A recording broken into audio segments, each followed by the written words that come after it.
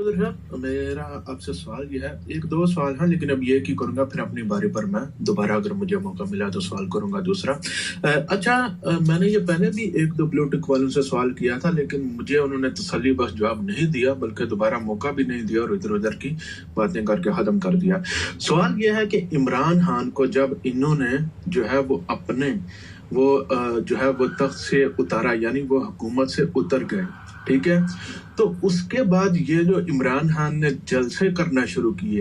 इन जलसों का आखिर मकसद क्या है? क्या इन जलसों से वो दोबारा इक़्तिदार में आ जाएगा या नवाज शरीफ का तख्ता वो उल्ट सकता है? अगर ऐसा नहीं है तो क्या सिर्फ ये बावर करवाना है कि यार मेरे साथ इतने बंदे हैं और कल को जब ये लॉन्ग मार्च पर निकले, दंगा फसाद हो, तो लोगों के ज़हन के अंदर बैठा रहे कि यार बड़ा बंदा इसके बाद? या इसके बारे में आप क्या जो है कहेंगे कि ये इस तरह जलसों पर जलसे करने का मकसद क्या है?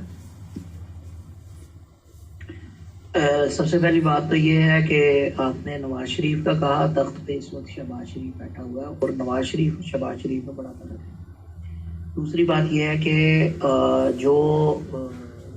इसका मकसद है पॉलिटिकल मनोवरिंग है, पॉलिटिकल गिमिक है, अपने नैरेटिव को सारी दुनिया के सामने रखना है। और एक और बात आपको बताऊं कि जो इमरान खान की पिछले जितने भी साल की पॉलिटिक्स है उसमें वो हमेशा नेगेटिव रहा है। मैंने इसके ऊपर कई एक प्रोग्राम उस वक्त भी किए थे जब ये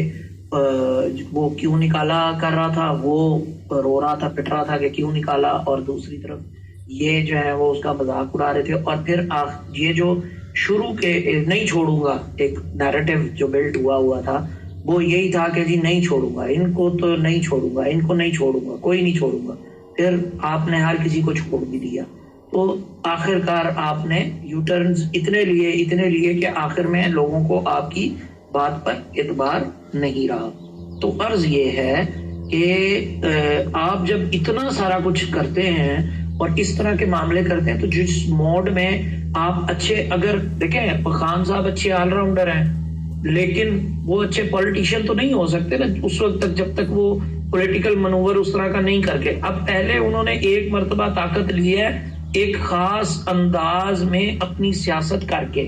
ठीक है, अब वो उसी सियासत को रिपीट कर रहे हैं। फर्क ये है कि पहले उनके पास एक नैरेटिव था, 4 हल्के खोलो,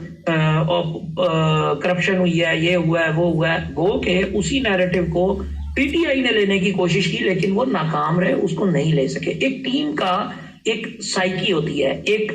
विजन होता है। कोई भी टीम, पॉलिटिकल टीम जब मैदान में उतरती है तो वो एक खास, उसको एक खास जो है ना ग्रिप होती है कि मैं पहले फर्ज करते हैं, मैं फर्ज मिसाल के तौर पे समझाने के लिए बात करता हूं कि एक टीम की स्ट्रेटेजी होती है, वो पहले 15 ओवर बहुत अच्छा खेलते हैं लेकिन बाकी के ओवर उनसे अच्छा स्कोर नहीं होता, तो उस टीम की कोशिश होती है कि पहले 15 ओवर में मार धाड़ करके तो लंबा स्कोर कर दिया जाए, बाकी पीछे आते हुए टुक टुक टुक टुक करते रहे और आखिरी 5 ओवर में फिर मार धाड़ कर लें। तो ये उनका स्ट्रेटेजी है। एक फुटबॉल टीम की स्ट्रेटेजी है कि वो पहले डिफेंसिव खेलते हैं, बाद में स्ट्राइकर्स इन करके गोल शोल करने की कोशिश करते हैं और फिर ऑल आउट जाते हैं और फिर विन करने की कोशिश करते हैं। कुछ टीमों की कोशिश ये होती है कि पहले ही वो इस तरह से इन हो जाए। तो पीटीआई का बेसिकली इमरान खान साहब की टीम का एक खास तरीका है काम करने का और खास तरीका है